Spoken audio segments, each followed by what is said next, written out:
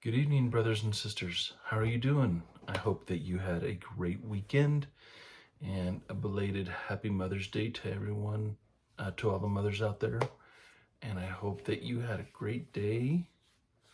I got a hold of my mom, and she's doing better. She's doing good. I want to address something real quick here. I've been seeing a growing trend among Christian churches that, or not churches, YouTube channels that are claiming that the Bible has been banned by Congress.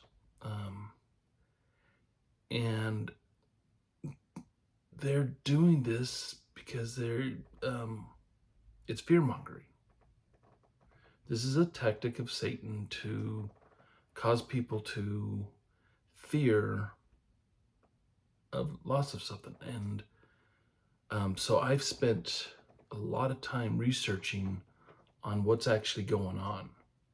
So I did a search, and trust me, I had to trying to word this perfectly to get to actually find anything on this was hard.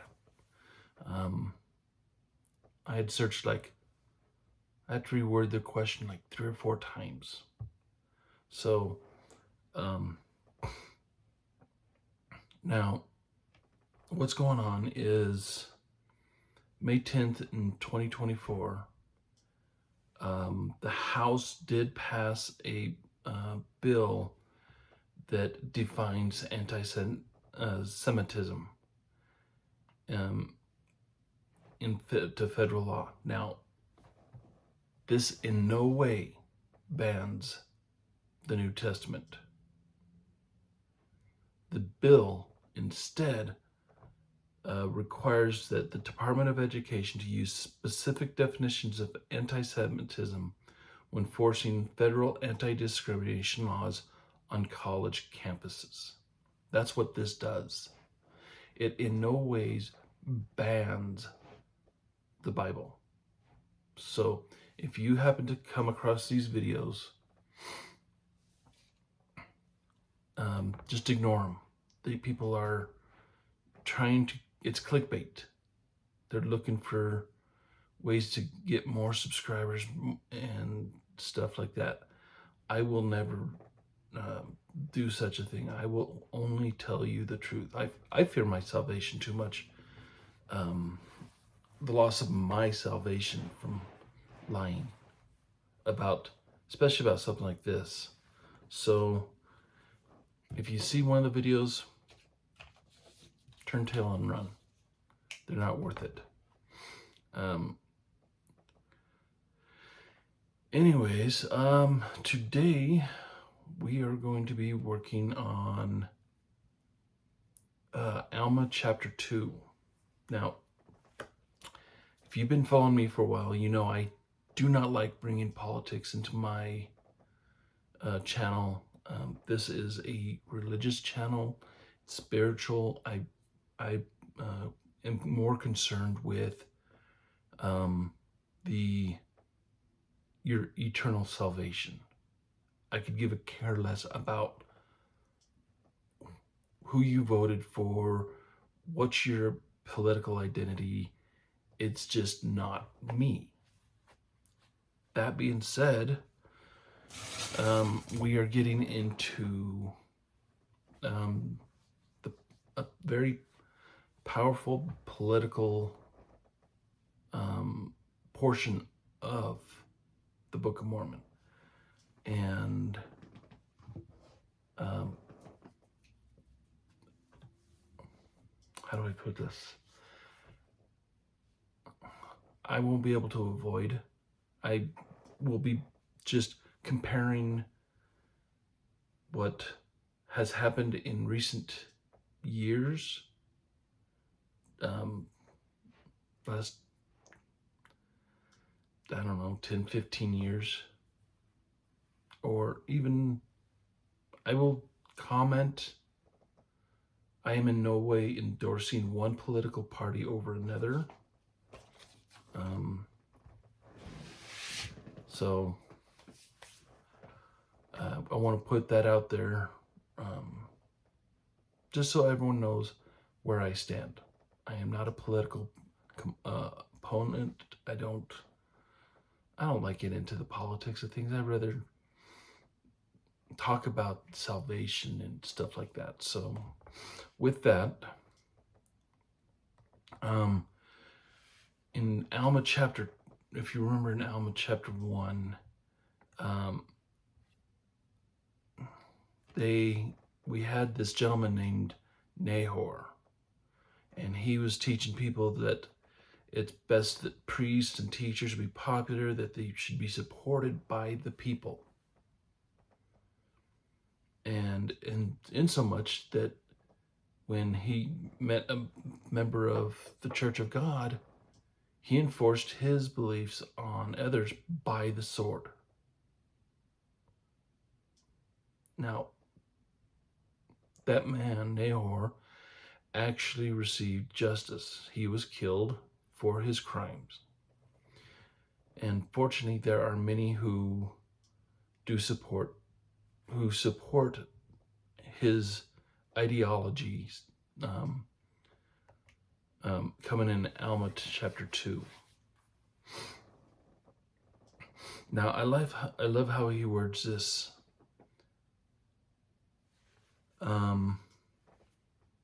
He doesn't, in Alma chapter 1, he doesn't actually mention the name of the person. He uses it kind of in a Harry Potter type of, in a way. He says, "And it came to pass in the commencement of the 5th year of the reign of their reign, there began to be contentions among the people, for a certain man being called Amlici," it may also be pronounced Amlici. I haven't had a chance to look it up in the pronunciation dictionary, so either pronunciation is fine. He being a very cunning man, yea, a very wise man as to the wisdom of the world, and he being after the order of the man that slew Gideon by the sword. So he doesn't actually name him, but he kind of, like, in my opinion, it puts it in there as "he who shall not be named" type of way. So we got a little Harry Potter avoidance there. Now, this Amlici, he's a very cunning man, very evil, and he has drawn many people away from the church. Sorry, had an itch. And he with every person he brought over to the Nahorites, or the people of Nahor, he started becoming more and more powerful, in so much that eventually they started wanting him to be crowned as their king. They wanted a king instead of judges. I don't think they paid attention to King Mosiah's reasoning about a king, or Alma's reasoning of being why there should be no king. So, and with more and more people wanting to have him as a king, they knew that if he became king, he would make it harder for people who are of the Church of God to believe. He would ban their beliefs.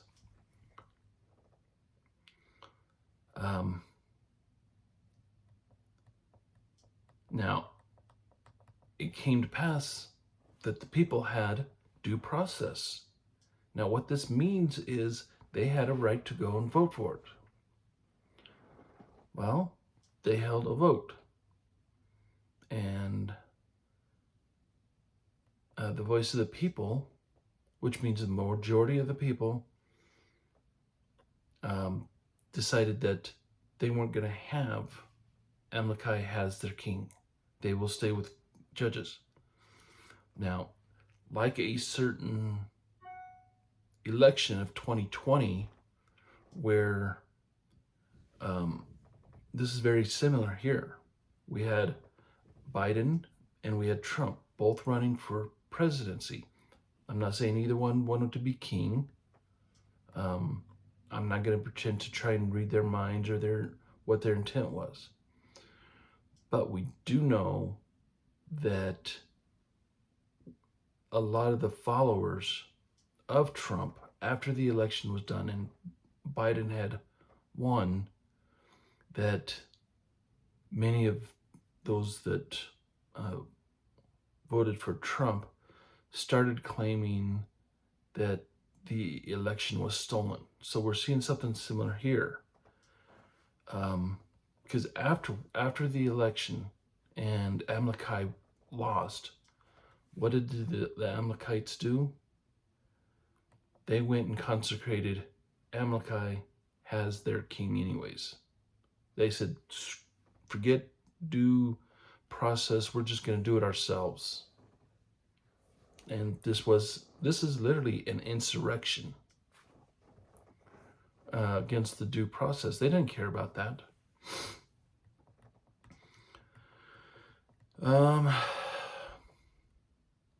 And then Amlici told his people to take up arms against the people of the Nephites. Now they started separating themselves. If you look in verse 11, they decided to start calling themselves Amalekites. They wanted to be separate people from the Nephites. And so here we are having the insurrection, the beginning of a mini civil war, if you would.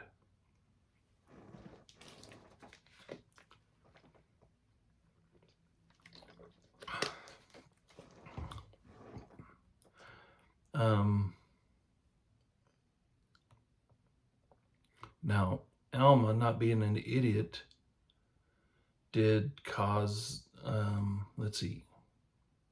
Oh, they're talking about the forming of their armies. 12, 13, and 14. They did have all manner of weapons, and the Amalekites actually left the Nephite area, and it says here in verse 15, and it came to pass that the Amalekites came upon the hill Amniha, which was east of the river Sidon, which ran by the land of Zarahemla, and there they began to make war with the Nephites. Now, Alma was an idiot. He probably saw this coming and prepared. And here, verse 16 says, Alma being the chief judge and the governor of the people of Nephi, therefore he went up with his people, yea, his captains and chief captains, yea, at the head of the armies against the Amalekites to battle. And where is it?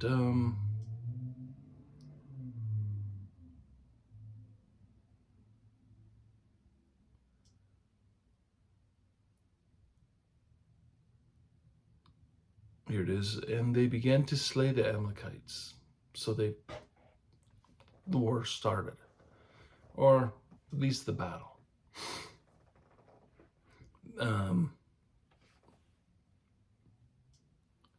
Came to pass that many of the Nephites started to fall on before the Amalekites, and they did.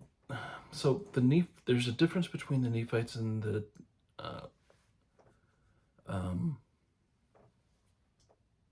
Amalekites. The Nephites had the Lord on their side.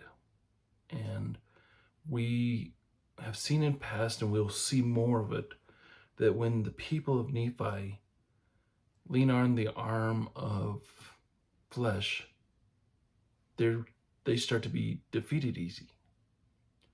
But when the Nephites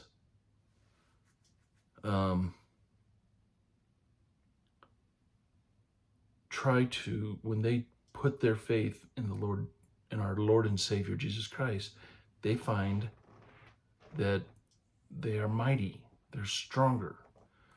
And here it says, nevertheless, the Lord did strengthen the hand of the Nephites, that they slew the Amalekites, and with great slaughter, that they began to flee before them. Okay, this is good. But this wasn't good enough, because the generals of the armies in Alma probably knew that if they let them go, they would continue to come after them. They'd grow and grow, and so they need to go after them. So here in verse 19, it says that they did pursue the Amalekites all that day, and did slay with them much slaughter, insomuch that they had slain 12,532 souls. Where in this instance, the death was, for the Nephites, was 6,562 souls. And these are large numbers. It's amazing how large they were.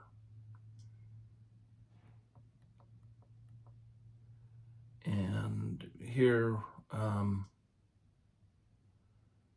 in verse 20 it says, and it came to pass that when Alma could pursue the Amalekites no longer, he caused that his people should pitch their tent in the valley of Gideon, the valley being named after the man who was slain by Nahor. Now they pitched their tents, and now Alma sent 4 spies over to look at the Amalekite camp.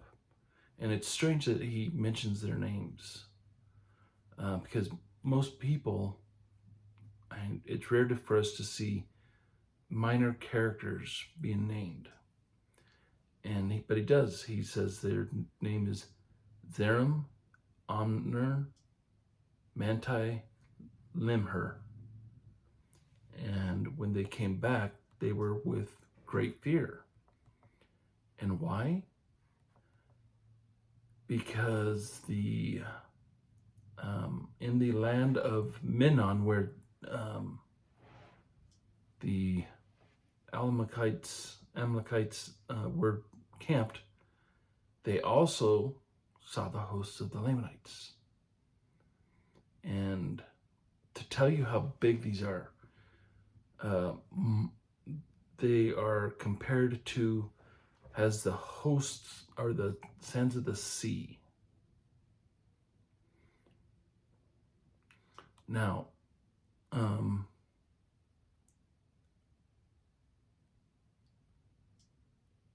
let's see here. And they are upon our brethren in that land. And so the Amalekites and the Lamanites are now one army, and they're attacking Nephites in the land of Minon, and causing it that they're fleeing with their flocks and taking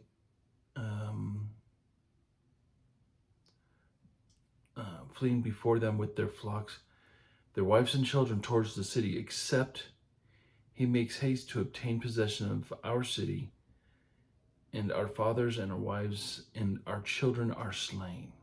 So he's killing people. He doesn't care. He just wants the city.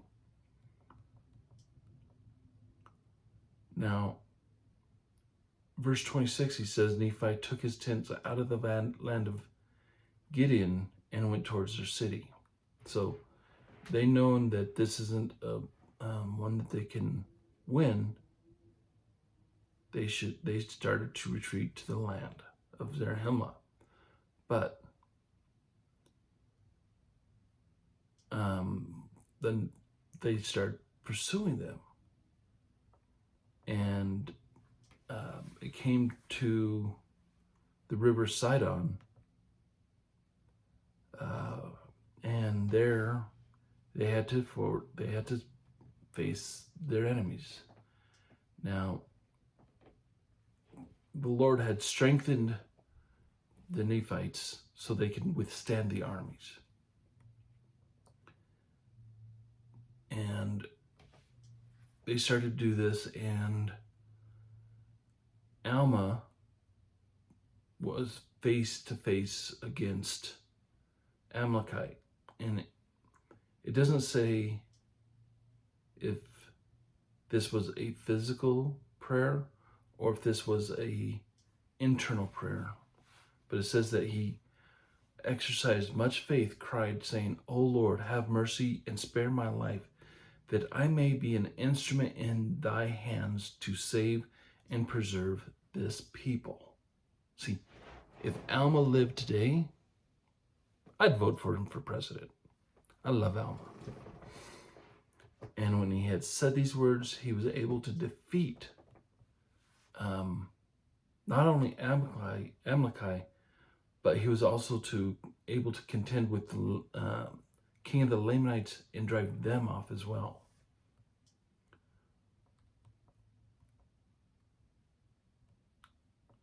And the whole thing started.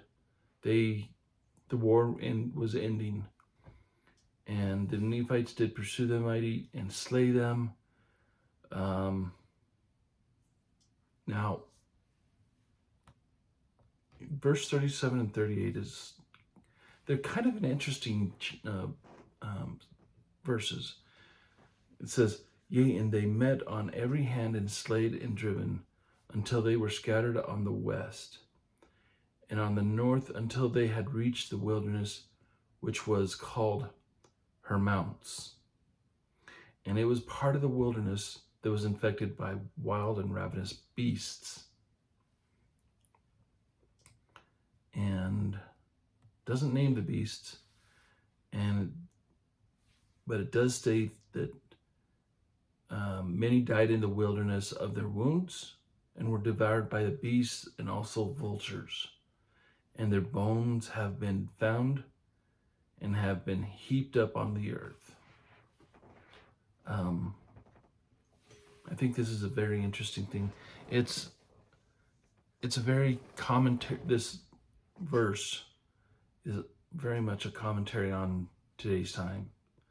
With Trump losing the election in 2020, we saw a rise in people saying that the election was stolen. We got to honor due process. It's the voice of the people.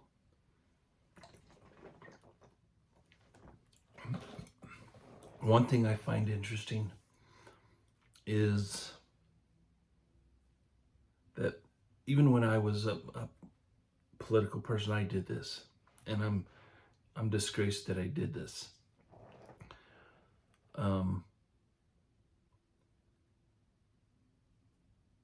When a new president is elected, we will hear people say, "Not my president."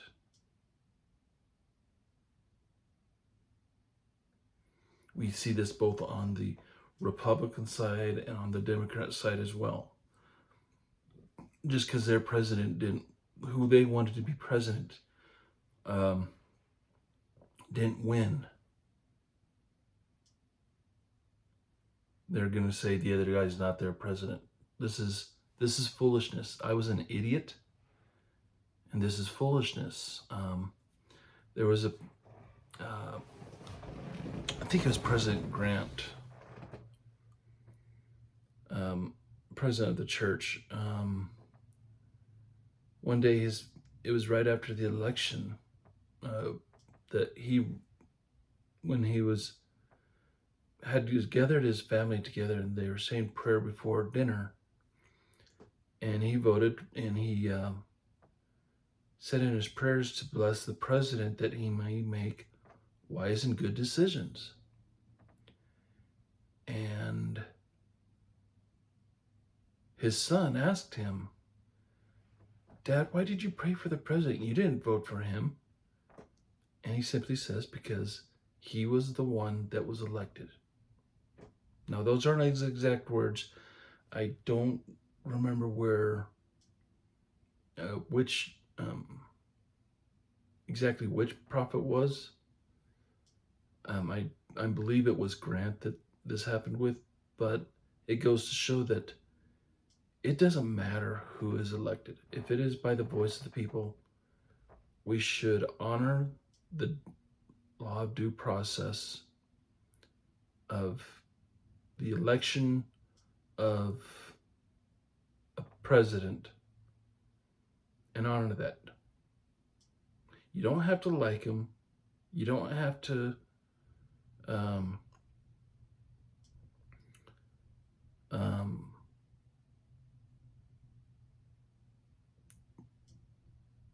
you don't have to be negative about it. I would simply say that pray for them.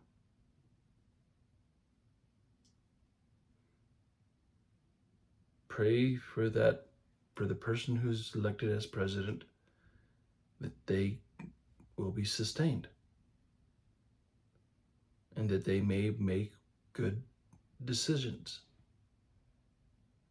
There's no need to cause civil unrest because someone didn't win, or because your president, your choice of who you wanted as president, didn't win.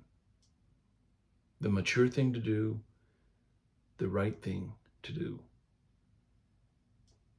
is just to pray for them. Pray for whoever's made president. We're on an election year this year. Pray who is right to vote for and vote for them. So,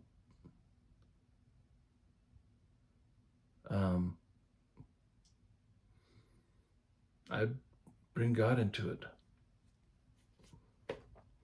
So,